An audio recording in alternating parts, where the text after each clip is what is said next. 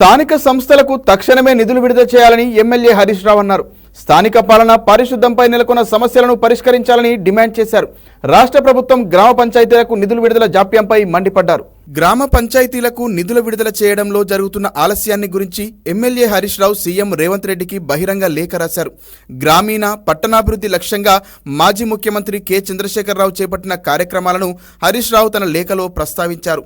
చెత్త, మురుగు కాలువలను శుభ్రపరచడం, పర్యావరణ పరిశుభ్రత, అవెన్యూ ప్లాంటేషన్లు, మార్కెట్ల నిర్మాణం, శ్మశాన వాటికలు ఉన్నాయి. గత 7 నెలలుగా ఈ కార్యక్రమాలను కాంగ్రెస్ ప్రభుత్వం నిర్లక్ష్యం చేసిందని ఆవేదన వ్యక్తం చేశారు.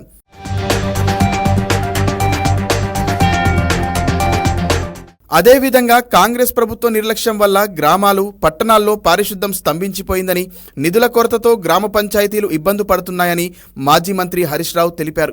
చెత్తను తొలగించేందుకు ట్రాక్టర్లకు డీజిల్ వంటి కనీస ఖర్చులు కూడా స్థానిక సంస్థలు భరించలేక గ్రామాలు చెత్తకుండీలుగా మారుతున్నాయని లేఖలో పేర్కొన్నారు. బీఆర్ఎస్ ప్రభుత్వం చేపట్టిన పారిశుద్ధ కార్యక్రమాలు, అభివృద్ధి కార్యక్రమాలను కొనసాగించడంలో కాంగ్రెస్ ప్రభుత్వం విఫలమైందని విమర్శించారు.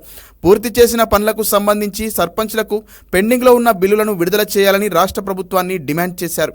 సీజనల్ వ్యాధుల ప్రబలకుండా గ్రామాలు, పట్టణాల్లో ప్రత్యేక డ్రైవ్లు నిర్వహించి పారిశుద్ధ్యం మెరుగుపరచాలని లేఖలో తెలిపారు.